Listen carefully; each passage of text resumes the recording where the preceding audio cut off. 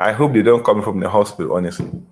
Good afternoon, everybody. Thank you so much for joining us once again on the African Reform Movement channel. For those of you who are joining us for the first time, welcome. My name is Uche and I'm your host. And we have with us the distinguished Dr. Nii Amudako, who has so much wisdom. Honestly, you're in for a treat if it's your first time. On this channel, we talk everything African politics with a specific emphasis on Ghana. So you're most welcome. Just to let you know that we have Dr. Nii's social media information here. All of this will be in the description box on his YouTube channel. So if you don't catch it now, no problem at all. Just to remind you, if you subscribe to his YouTube channel, please make sure you also hit the notification bell. And when you're presented with the options, click all. So every time we upload something or upload a poster notifying you that there's an upcoming episode, you'll be able to see it and make plans to watch, okay? So all of this information is in his information box, or description box rather. All of Dr. Nii's books can be purchased at this address here. Periodically during his talks, if you go back to some of the older videos, he's made mention of some of his books. This is where they can all be purchased from. So please feel free to take note of that. And we encourage everybody that if you have a question, to please send it in here. Use the chat function that you see to the side there, so that if you have any questions as a result of the topic Dr. Nii is discussing today, you can have your answer in real time. Okay? So today, we have an interesting topic for you. It depends on what your position is, but I'm totally on board with what Dr. Nii is saying. It's the female education in Ghana.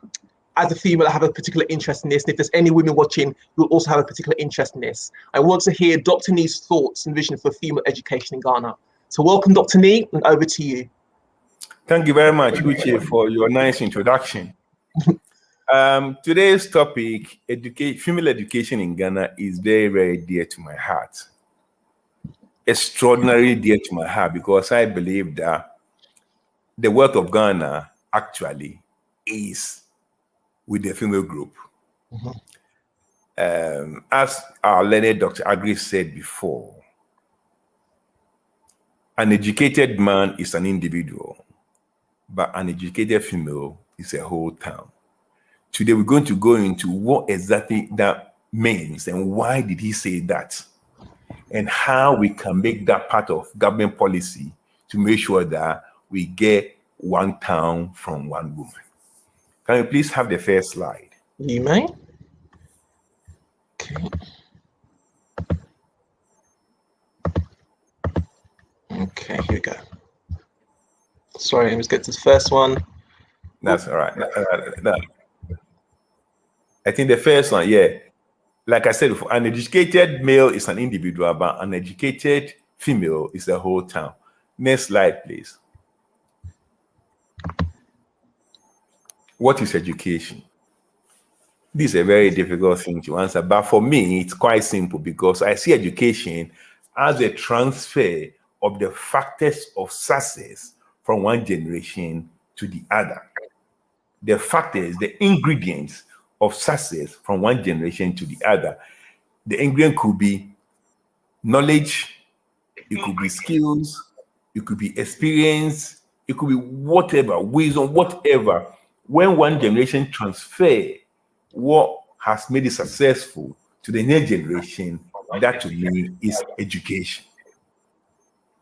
Now, under this, we're going to discuss education under 4 headings: philosophy, structure, funding, and benefits. Next slide, please. Okay. Philosophy. Aggrey versus Godisberg, Ray, Achimota. Governor Godisberg brought the idea of building Achimota School. Now, one will have to understand that the reason for building the Achimota School, the primary reason was to deepen indirect rule. Because at that time, the British colonial policy was indirect rule, the colonial government ruling the people through their local chiefs. So they needed some level of education for people around the chiefs to be able to govern properly. And they also needed some middle-level Africans to manage the general civil service. So that was the idea of bringing all these people from every part of Ghana to Achimota to educate them. Now, this brings one philosophy up, which is substitutionary. Mm-hmm. So they're going to take children of farmers and make them into civil servants or government advisors. Now, Aggrey saw it differently. Aggrey saw education as a form of empowerment. So you do not train somebody to serve you by training the person to be on his own or on their own. And that's where the disagreement between Aggrey and Godgisberg came from. So Aggrey then told Godgisberg, boss, you had just built Makola. Makola was built in 1920. That was the biggest market in Ghana until it was demolished in 1979. Mm-hmm. You have just built Makola. You have built at the Braka market. You've built Osu market. And all these markets were then being controlled by women. So the question is, don't you think that their output will be improved if they have some education? Mm-hmm. You see, our socioeconomic structure then was different from yours. In the patriarchal Europe, everything, you go to school, you're employed, and it was almost male. Up to today, they are still fighting for what they call equality for women. But in Africa, it was different. Our system was informal, largely informal. In the informal sector, it was the woman who was mainly in charge. Mm-hmm. So to improve our economic output, you need to educate the woman. Yeah. So Godgisberg got the idea.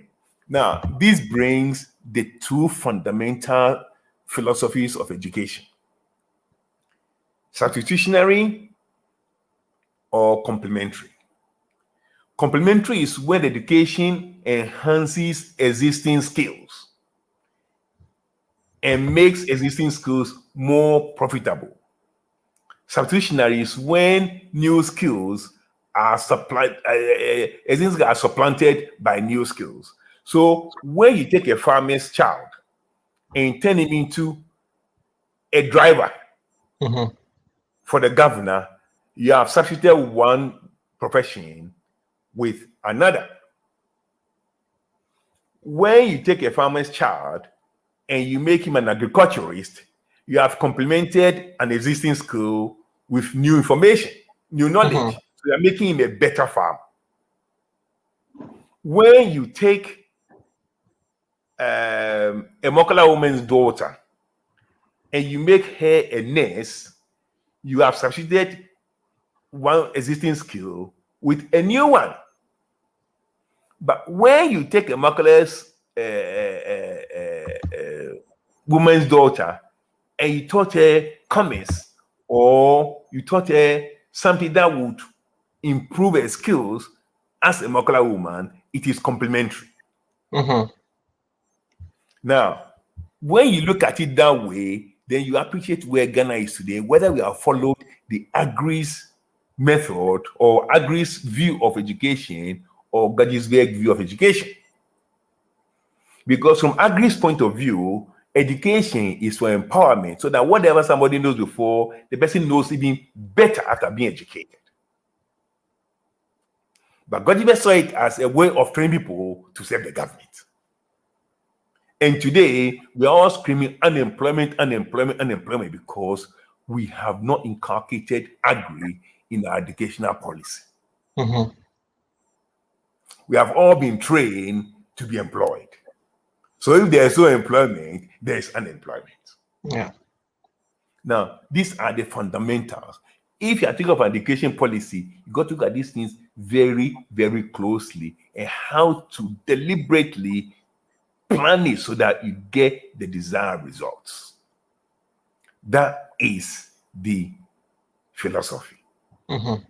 Complementary or substitutionary. Of course, it doesn't have to be clean cut. It could be combination. Next slide, please. The structure. First, control of education. Should it be national or local? Well, Achimota was national. People were brought from everywhere in Ghana to Achimota School. It was nationally controlled. And that has remained the system up to today. But if education is for empowerment and partly to improve on existing skills, it cannot be national.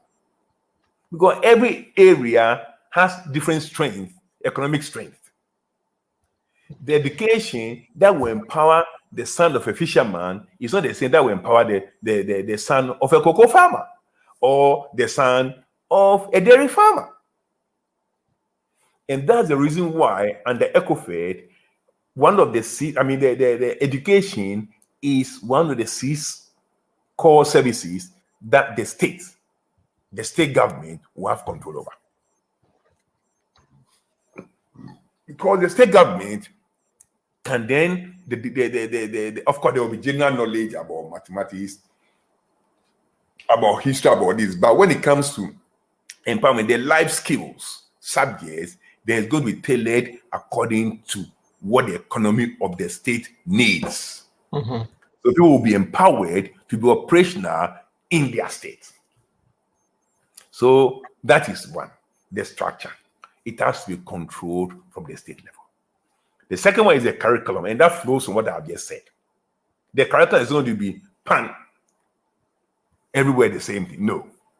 There will be general subjects and there will be life skill subjects which will be locally tailored to meet the needs of the local economy. Now we're going to think about all these things because of some slides that I'm going to show you the role of education in national development and wealth creation. Next slide.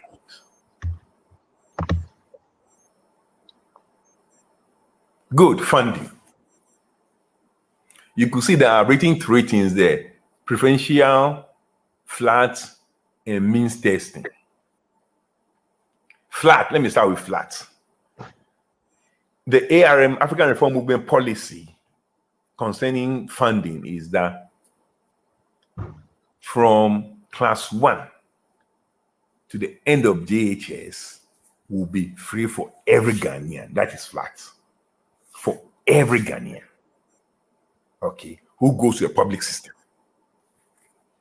Then when it comes to SHS, it will continue to be free for every Ghanaian who goes to a day school. But for any Ghanaian whose parents decide that he must go to a boarding school, then the parents must pay the boarding part. Simple and straightforward. Because that is a choice. It's not a privilege. It's a privilege. It's not, what do you call that thing? It's not a right. It's a privilege. You have decided to go to a boarding school. It's a choice your parents have made. So they have to pay for the choice they make. But if they decide to go to the thing, so the flat applies to pre-university education. Anybody who decides to go to the day system before university will be free, flat for everybody. Now, why must it be preferential and what is means testing? You know the benefit in the next slide, but let me put it this way. That preferential means that when it comes to university, girls who go to university, mind you, Aggrey has said that an educated man is an individual, and an educated woman is a whole town. If you, as an investor, you are going to invest into houses, and someone tells you if you invest here, you get one house, but if you invest here, you get a whole town, where will you invest? Of course, you invest where you get a whole town, and that's why the preferential comes in. But if the preferential is not pan, it's not everybody for the same thing, because that's how policies are made. Any girl who goes to university will have 20 to 80% of her education covered by the state. It's an investment the state is expecting to get a whole town out of every girl. Why 20 to 80%? Because we all come from different backgrounds. And that's what we discussed when we talk about the sex code some time back. So Your set code is 2001. It implies, okay, so you are from Trasaco. You are from airport. So your parents can afford. You get 20%. Your set code is 2020. Oh, so you are from Teshinungwa. Okay, so your parents can afford some, so but not exactly like so you get 40%.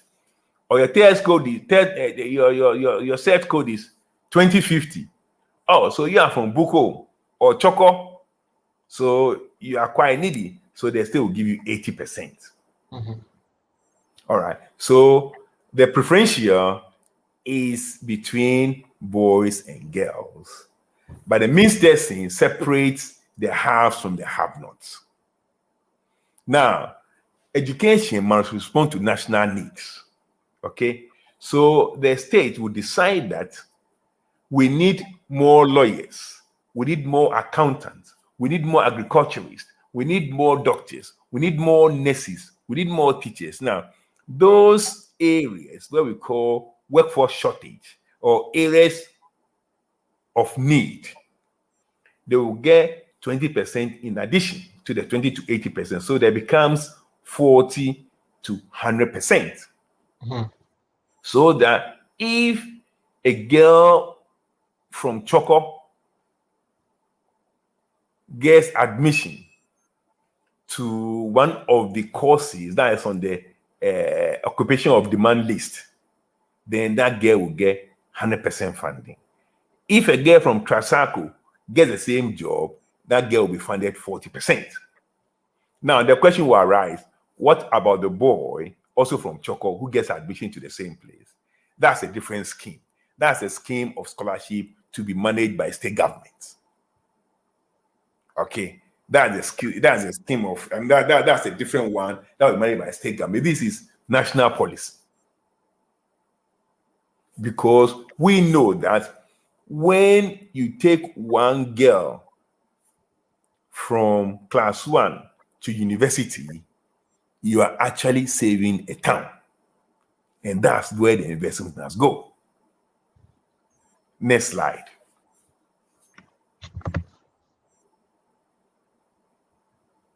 Good. The benefits. And this is where we'll see the end result of the policy, the philosophy, the structure, and the fund. This is where the end results will come. Health, one. We all know that the 7 childhood survival strategies developed by WHO, the number one of that 7 strategies is maternal education. Maternal education. So that if you educate a woman, the chance that her child will survive is much higher than if the woman is not educated. The last time I briefly spoke about this, and I gave the example of Cuba, that they have 100% literacy for women. And for that reason, their under 5 mortality, which is the most sensitive index of the health status of a country, is 6 out of 1,000. That is, if 1,000 children are born today in Cuba, only 6 of them will die before the age of 5. In Ghana, that figure is 60. So Cuban children are more likely to survive 10 times more than a Ghanaian child. And the factor here is maternal education. The key factor is maternal education. A mother who is educated will understand the importance of vaccination more readily than somebody who is not educated. And all the other things follow. One of them is health. And the big one is wealth creation. You see, Africans say that, oh, when the African country gets oil, they becomes poorer. Oil is a case. Oil is not the case. There are 3 types of wealth. Natural wealth. That includes oil and all these other things we talk about. Farmlands and all the reserves that are there naturally, which I call primary produce. Okay. And then we have produce wealth, which is manufacturing basically. the road network, the factories, and da da da da. And then we have what we call the third wealth, which is the intangible wealth.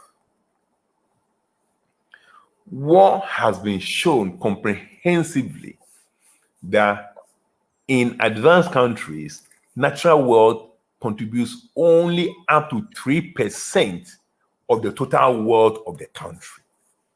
Wow. Okay, only 3%. Manufactured or produced wealth is 17%.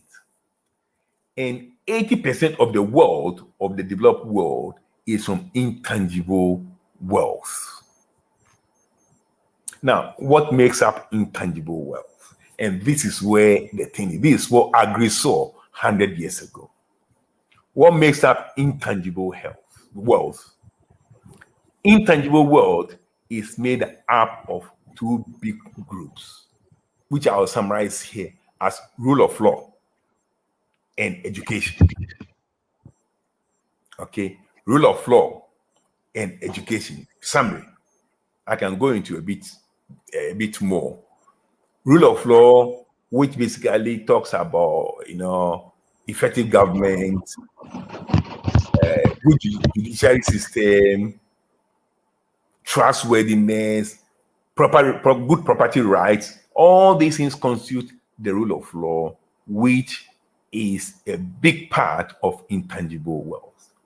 Now, the World Bank analysis shows that 57% of intangible wealth is rule of law, and 36% of intangible wealth is education, appropriate education. So, of all the factors that are intangible, 93% is from rule of law and education. I'll give you a classical example. The natural wealth per capita of America is $10,000.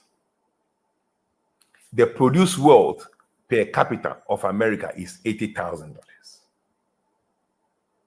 But the intangible wealth, sorry, the natural wealth is 15,000. The produced wealth is 80,000. The manufacturing, all these things. But the intangible wealth is 418,000. Now, 36% of that, which is education, is 150,000. So the value of education in the American general economy is 10 times more than the natural resources for America. Goodness. And that is why you see that there's GDP per capita of this country is this.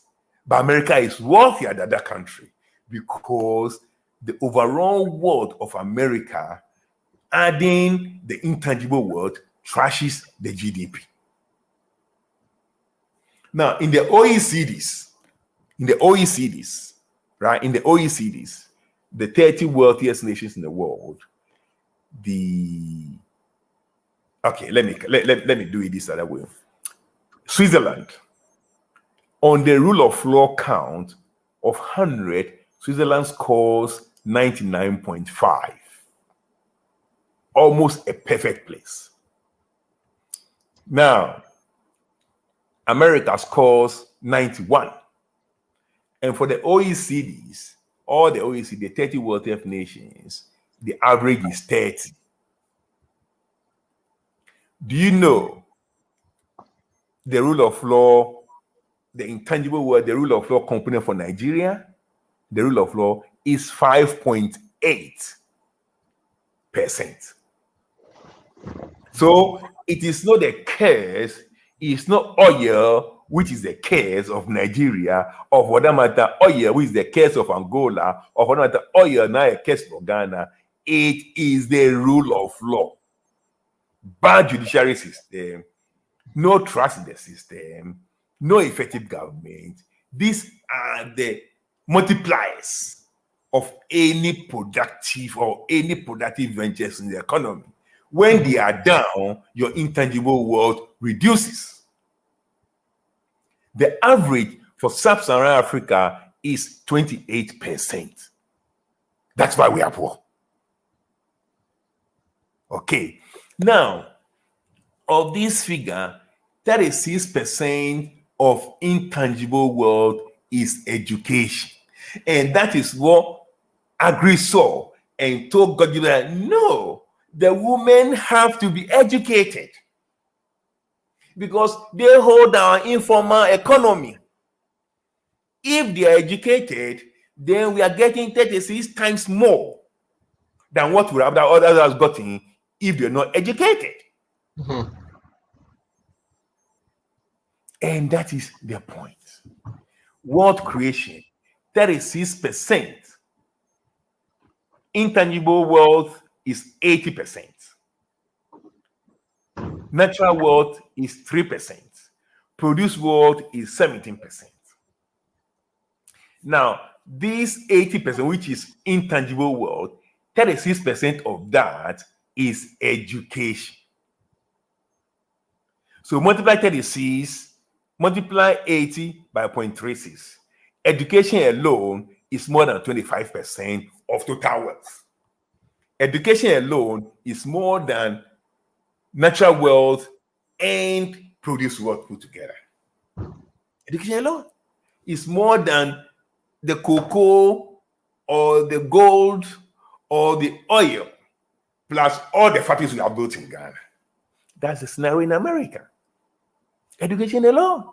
Education alone in America is $150,000. Natural wealth is $15,000. Produced wealth is $18,000. Combined the two, $95,000. But education alone is $150,000.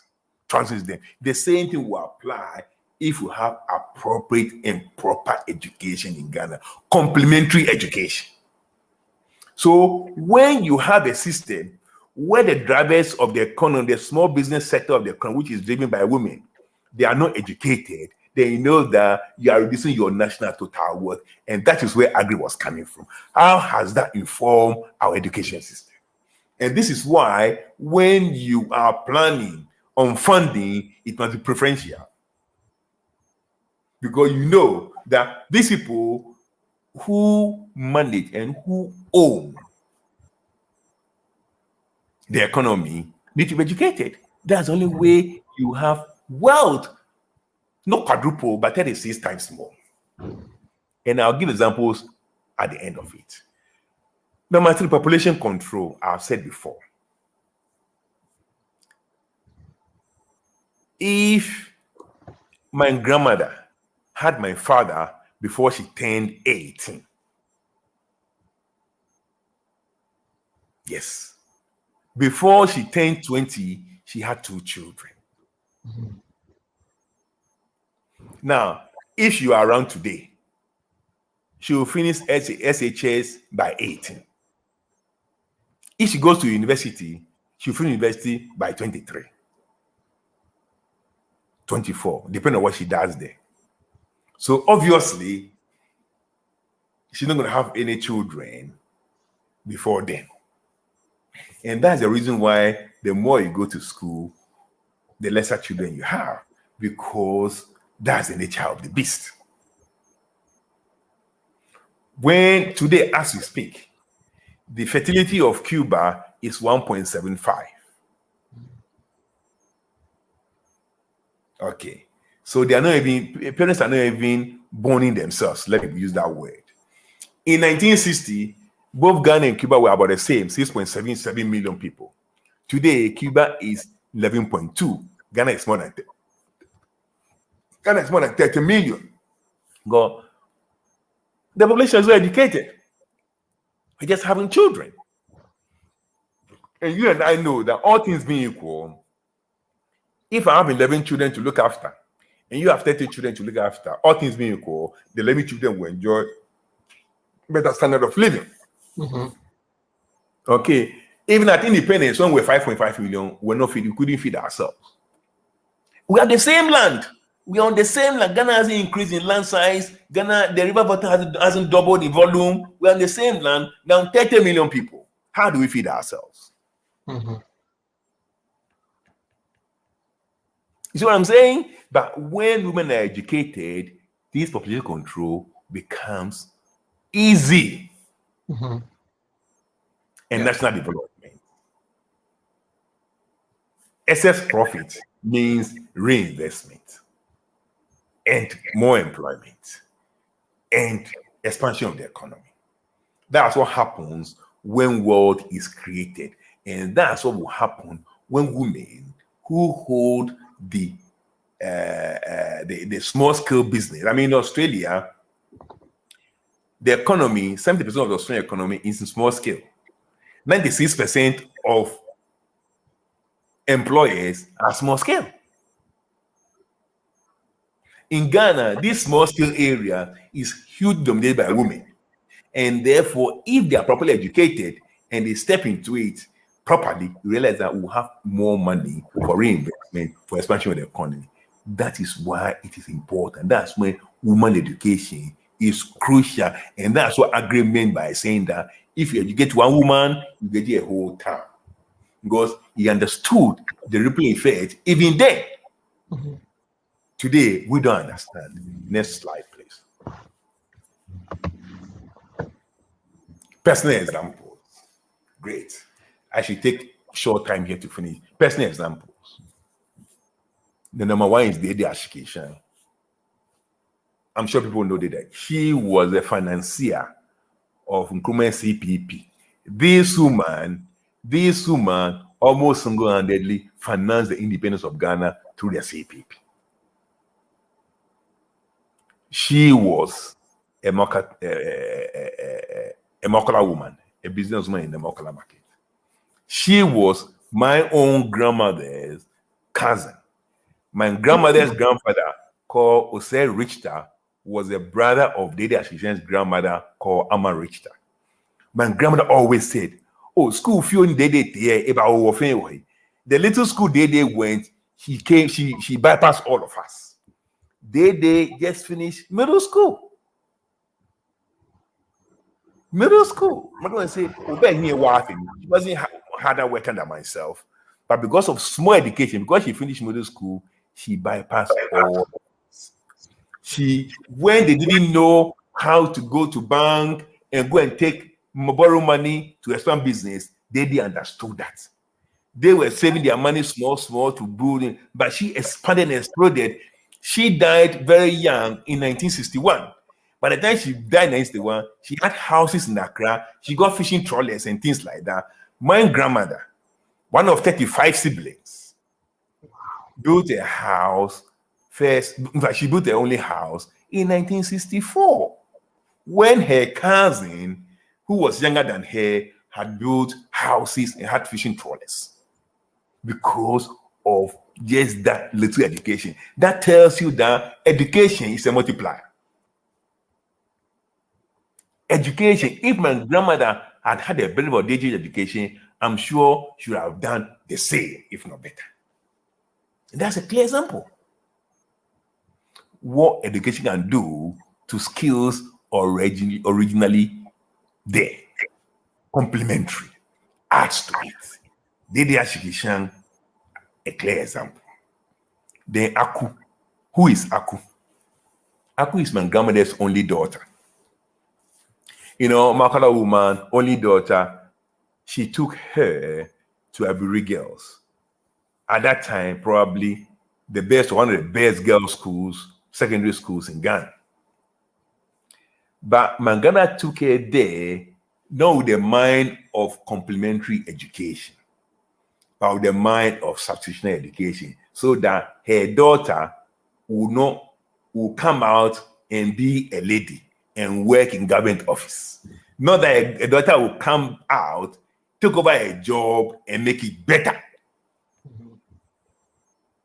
And that's the problem. So the daughter went to school, but did not benefit from the multiplier effect of education because she should have come back to her mother's job and should have made it 10 times bigger than what the education did.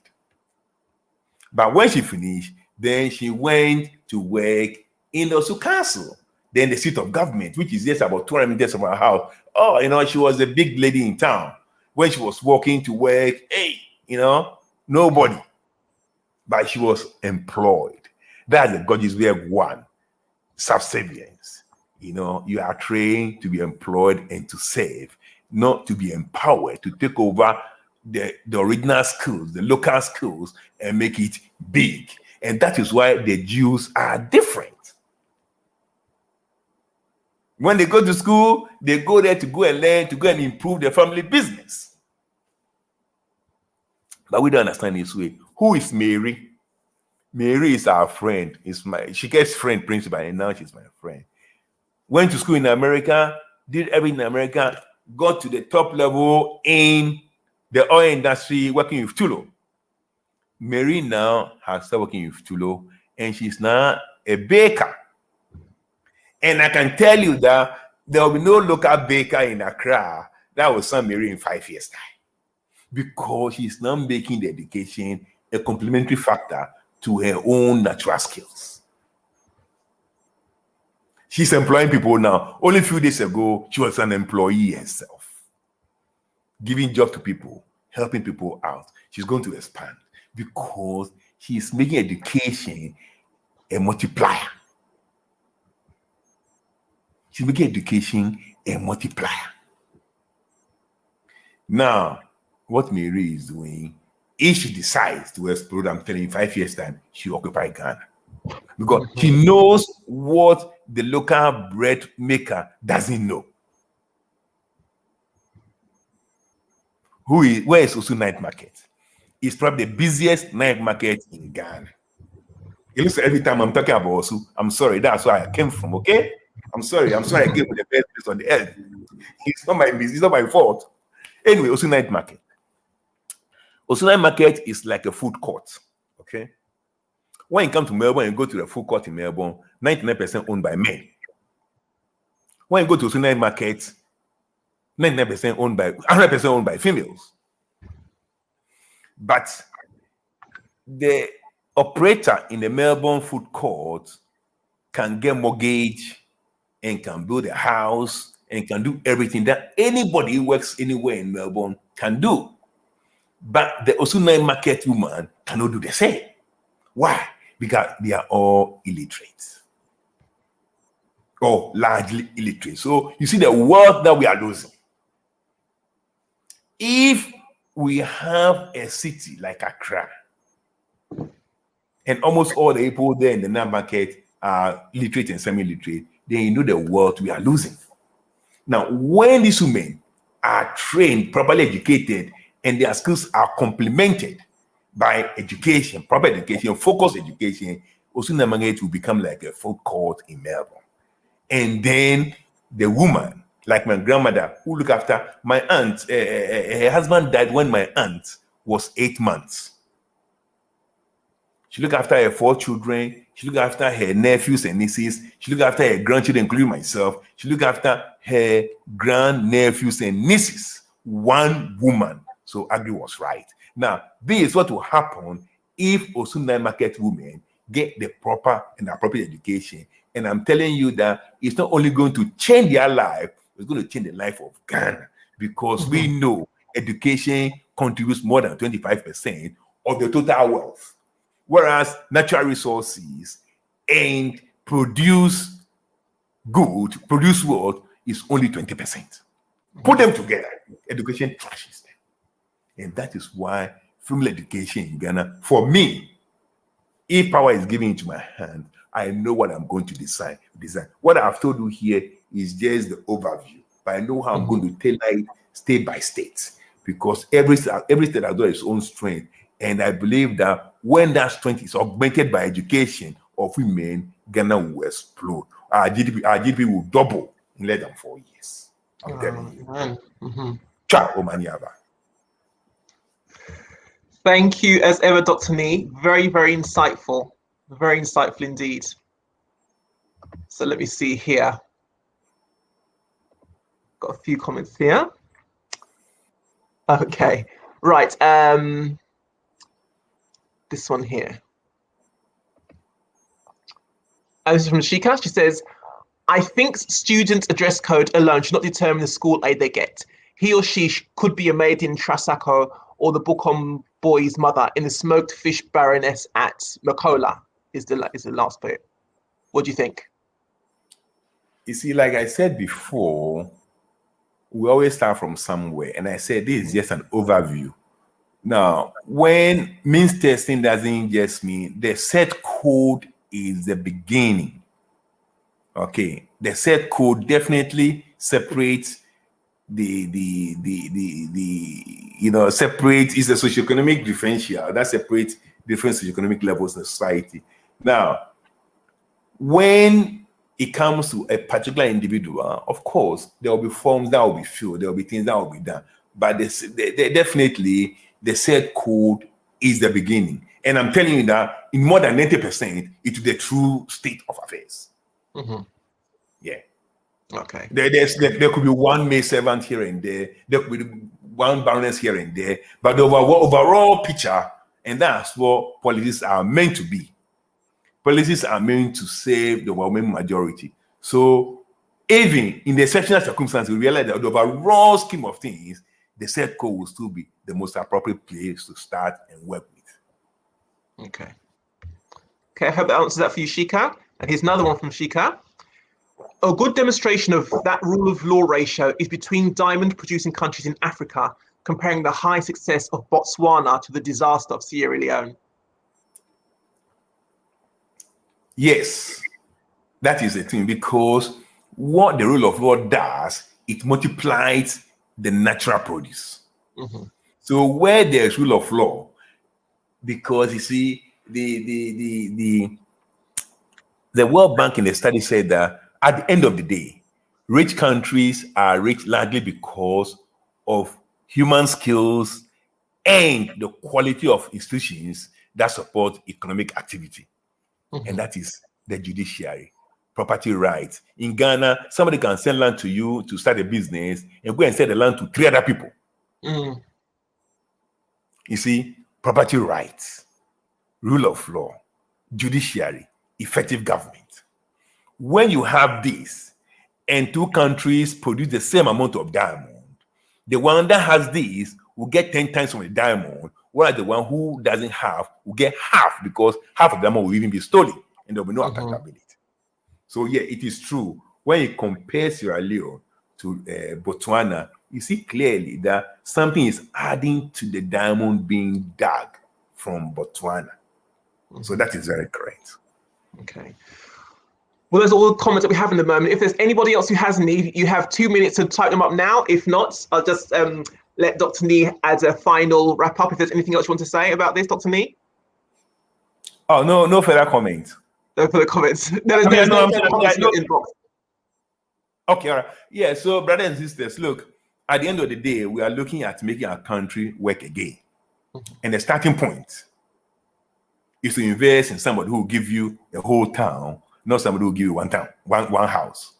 And for me, it's very easy to make that choice, that when you invest in a woman, you are going to reap more, because by the nature and the structure of our economy, the women ride the small business sector. And when they're educated and they can improve upon their skills, the small business sector will blossom, and that will affect the whole economy, and there will be wealth abundant in Ghana. Yes. Again. Thank you so much, Dr. Nii, as ever. Thank you. To all of those who joined us today, thank you very much.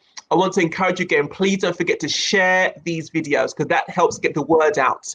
There's a man here who has a vision for Ghana, a powerful vision for Ghana, to help get Ghana back on its feet, as he said earlier. Share the videos.